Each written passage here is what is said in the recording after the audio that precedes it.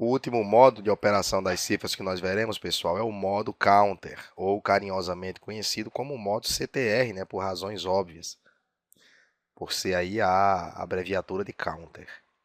Bom, algumas questões de concurso abordam alguns modos de operação inexistentes ou alguns modos de operação que foram tentados, entretanto não são modos de operação oficiais.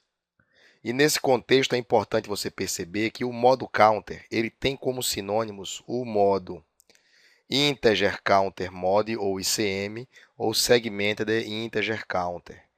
Você, quando via essas palavras aqui, entenda que nós estamos falando da mesma coisa.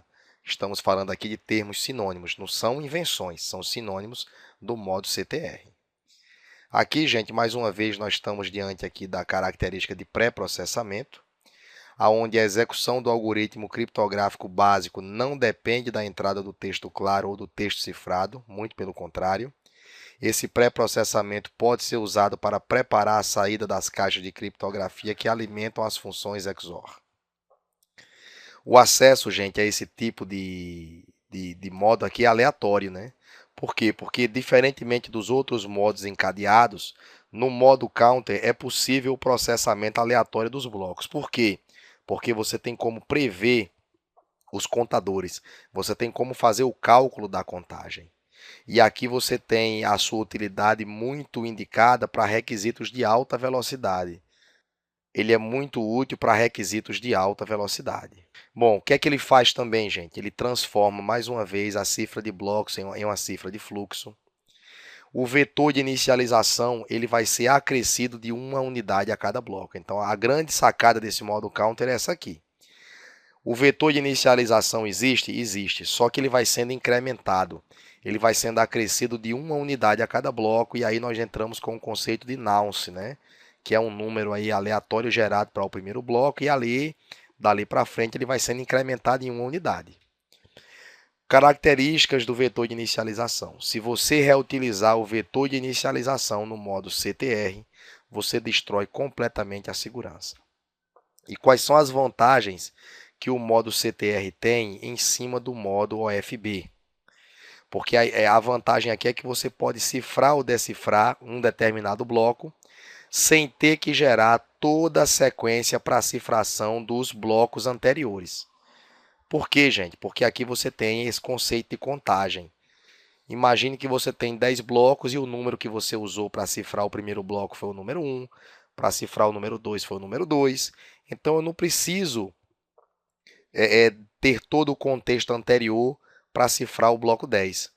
Para que eu faça isso, eu só preciso saber a regra de incremento, né? Como é que foi essa progressão, e aí eu adiciono aquele número ao vetor de inicialização e obtenho o modo sem nenhum problema. Isso facilita a minha vida, tanto na paralelização da cifração, como também na da decifração. De forma visual, gente, nós temos aqui o nosso algoritmo de cifragem, que está sendo aqui incrementado pela chave criptográfica. E aqui em cima nós temos um contador que vem junto com o vetor de inicialização e está entrando aí para a cifragem, tá? Nessa cifragem ele vai produzir um determinado bloco aqui de texto cifrado e eu vou pegar o primeiro byte desse bloco e fazer uma operação de XOR com o texto plano que eu desejo, né? Então faço um XOR com esses dois aqui e eu obtenho como resultado o texto cifrado que se encontra aqui marcado na cor amarela. Este texto cifrado ele viaja para o lado receptor, gente, e observe que do lado receptor eu tenho mais uma vez o mesmo algoritmo. Eu não tenho um algoritmo de cifração e um de decifração, eu tenho o mesmo algoritmo. Do outro lado lá, eu entendo a regra de contagem, qual foi, submeto essa contagem ao meu algoritmo de cifração juntamente com a minha chave, e para o primeiro bloco eu vou trabalhar o meu vetor de inicialização, produz alguma coisa como resultado, e dessa alguma coisa que eu produzi como resultado, eu vou pegar a primeira posição, vou fazer um XOR com o texto cifrado e obter como produto disso aí o meu texto plano novamente. Então, é interessante a gente perceber que não existe a necessidade de você fazer a sequência anterior completa antes de você decifrar determinado byte de informação. Por quê? Porque aqui você tem um modo de contagem e você conhece como é a regra de contagem. Dessa forma, você paraleliza tanto a cifragem como também a decifragem. No que diz respeito aos erros, gente, a gente tem aqui que o erro de um bit no texto cifrado, ele gera um bit errado no texto em claro decifrado. Por quê? Porque nós sabemos que isso aqui vai acontecer através de uma operação de XOR. E numa operação de XOR, se eu tenho somente um bit prejudicado nesse bloco daqui, eu só terei um bit prejudicado nesse outro bloco de bits aqui também, tá bom? E se eu colocar um bit ou remover um bit, o que é que vai acontecer? O erro vai se propagar tanto naquele bloco como também em todos os outros blocos que forem decifrados a partir do erro que foi identificado, tá bom? Isso aí é importante também que você saiba. Bom, gente, vamos fazer agora aqui umas considerações finais sobre os modos de operação. Primeira observação: nenhum modo, seja o CBC, o SB, o CFB, o FB ou o CTR, nenhum modo proporciona qualquer proteção de integridade. Ou seja, os dados quando estão em movimento, os dados criptografados enquanto estão em movimentos, são passíveis de modificação. E obviamente que essa modificação pode ser um flipping de bit, né? Eu posso ter um bit 0 e colocar 1, ou ser um bit 1 e eu colocar 0, como pode ser também o enxerto ou a retirada de algum bit. E aí tem aqueles erros que nós já vimos, que é o erro de alteração de um bit ou o erro de sincronia. O que é que acontece naqueles modos que nós acabamos de ver? Eles, na verdade, eles não são responsáveis pela criptografia, eles não são algoritmos alternativos. Eles, na verdade, aprimoram ou adaptam o algoritmo para uma aplicação específica. Então, na hora que você pega o DES e aplica um modo desses aí, você está aprimorando ou adaptando o algoritmo. Na hora que você aplica um desses modos ao AES, você está aprimorando ou adaptando o AES. Entenda, o modo de operação não existe sozinho. O modo de operação necessita da existência de um algoritmo simétrico para que ele possa incrementar ou adaptar aquele algoritmo. Nós vimos que existem dois modos que precisam do preenchimento do padding, que é o caso do Electronic Code Book e do CBC. E quem é que vai gerar o padding? Quem é que vai gerar o complemento para o bloco? Gente, é o modo de operação, é o próprio SB, é o próprio CBC quem vai gerar o padding. Não é o algoritmo. O algoritmo ele não vai gerar o padding. Quando você tem a figura do modo de operação, é o modo de operação que faz o complemento do bloco para que ele fique múltiplo daquela grandeza que é utilizada. Bom, sobre os vetores de inicialização. O vetor de inicialização, gente, ou initialization vector, ele é uma espécie de bloco falso que inicializa o processo para o primeiro bloco verdadeiro. Então, a relação, gente, traçada entre o vetor de inicialização e o modo de operação é que ele serve para operar em cima do primeiro bloco. Por que em cima do primeiro bloco? Porque o encadeamento, quando você faz o chaining dos demais blocos, você já providencia que o bloco anterior influencie no bloco posterior. Mas e o primeiro bloco? Bom, o primeiro bloco não tem ninguém que o anteceda.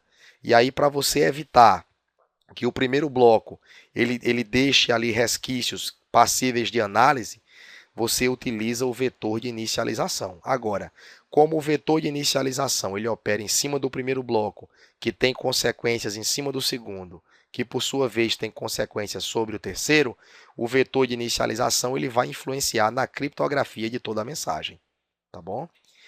Dessa forma, o vetor de inicialização ele vai dar uma aleatoriedade ao processo criptográfico, fazendo que um texto que seja encriptado várias vezes, o código encriptado seja diferente. Ou seja, se eu pegar o mesmo documento, vamos imaginar o edital de aprovação, que se Deus quiser tenha o seu nome dentro das linhas aí dos candidatos aprovados. Se eu pegar o mesmo edital, submeter ao algoritmo AES com o mesmo vetor de inicialização no modo CBC, ele vai produzir o mesmo resultado. Por quê? Porque eu estou usando o mesmo algoritmo, a mesma chave, o mesmo modo e o mesmo vetor de inicialização. Agora, se por acaso eu modificar o vetor de inicialização, ele vai gerar um código encriptado completamente diferente. Por quê? Porque é ele quem dá aleatoriedade ao processo. Obviamente que se você trocar a chave, se você trocar o algoritmo, você também vai ter um resultado completamente diferente. Mas basta que você mexa naquela pequena porção que é conhecida como vetor de inicialização, que você vai ter uma aleatoriedade completamente diferente. Você vai ter aí uma cifra completamente diferente daquela que foi estabelecida anteriormente através de um outro vetor de inicialização. De outras palavras, gente, a gente pode dizer que o vetor de inicialização ele serve para que mensagens que começam iguais não gerem os mesmos textos cifrados. Não gerem os mesmos textos cifrados. Esse vetor de inicialização ele precisa ser secreto? Olha, via de regra, não. Mas o que é importante é que o mesmo vetor de inicialização ele não seja reutilizado com a mesma chave. E se ele for reutilizado com a mesma chave, que seja com um algoritmo criptográfico diferente. Então você tem que modificar pelo menos o algoritmo, pelo menos a chave ou pelo menos o vetor de inicialização. Porque se você deixar um desses dois desses elementos aí estáticos e modificar apenas um, você já consegue um grau de aleatoriedade. Mas se você reutilizar o mesmo vetor de inicialização com o mesmo algoritmo criptográfico com a mesma chave, você está deixando rastros, você está deixando subsídios para que um atacante que porventura tenha os seus textos abertos e os seus textos criptografados, ele tenha uma chance maior de êxito no processo de análise, seja análise diferencial, seja uma análise linear. Bom, a criptografia no envio é importante? Gente, é importante você criptografar alguma coisa no envio, porque você termina garantindo a integridade de alguma forma.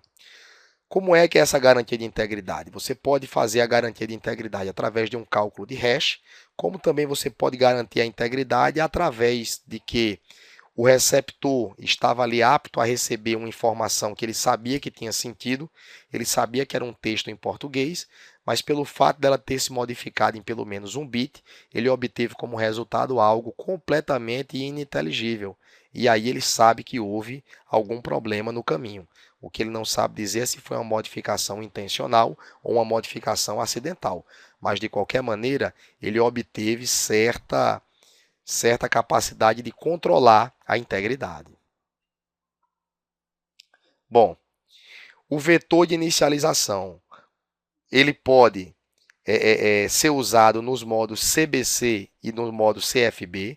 Entretanto, a reutilização deixa vazar algumas informações, ou seja, reutilizar vetor de inicialização no modo CBC e no modo CFB é algo que não é tão desejado, mas não é algo que não destrói a tua segurança. Mas se você reutilizar os vetores de inicialização nos modos OFB e CTR, você está destruindo totalmente a segurança. Eu não vou demonstrar aqui o porquê, gente, até porque o nosso foco é em concurso e você precisa saber desses conceitos fundamentais. E no modo CFB, o vetor de inicialização ele precisa ser gerado de forma randômica e deve ser mantido em segredo até que o primeiro bloco de texto claro esteja pronto para ser cifrado. O modo Electronic Codebook ele não requer vetor de inicialização. Todos os outros modos requerem o vetor de inicialização. E o vetor de inicialização ele não adiciona qualquer segurança extra. O algoritmo de criptografia é quem fornece a segurança. O que o vetor de inicialização adiciona, gente, é a aleatoriedade, tá? A segurança é fornecida aí pelo algoritmo criptográfico, pelo tamanho da chave e por outros fatores aí que agregam conteúdo, que agregam essa capacidade criptográfica à tua cifra, ao teu sistema. No que diz respeito aí ao ataque de block replay que nós já conversamos. O Electronic Codebook, ele não é imune a esse tipo de ataque. Todos os outros modos são, até porque a inibição desse ataque está diretamente ligada à presença do vetor de inicialização. E aqueles modos de operação que geram cifra de fluxo, eles não precisam de padding, né? Toda vez que você pega um modo de operação que adapta um determinado algoritmo criptográfico para ele se transformar em uma cifra de fluxo, não há necessidade de geração de padding. E somente os modos ECB e CBC necessitam do algoritmo de decriptografia. Vocês percebam lá, voltando nas imagens, que quando nós tratamos do ECB e do CBC, nós tínhamos do lado esquerdo um algoritmo com a letra E e do outro lado, do lado direito, um algoritmo com a letra D, representando a encriptação e decriptação respectivamente. Os demais necessitam somente do algoritmo de criptografia. E isso daí, gente, dá uma melhora no desempenho. Por quê? Porque eu não tenho mais duas fórmulas, uma para misturar e outra para desmisturar. Eu uso a mesma fórmula, tanto para misturar quanto para desmisturar, e aí eu vou obter um melhor desempenho dessa forma. Encerramos aqui, gente, as considerações sobre os modos de operação. É importante que vocês saibam as semelhanças e diferenças entre eles, principalmente entre os módulos OFB e os módulos CFB. E essas considerações sobre o vetor de inicialização são muito importantes porque elas atingem quase todos os modos de operação, com exceção do Electronic Codebook, que é o primeiro que nós vimos.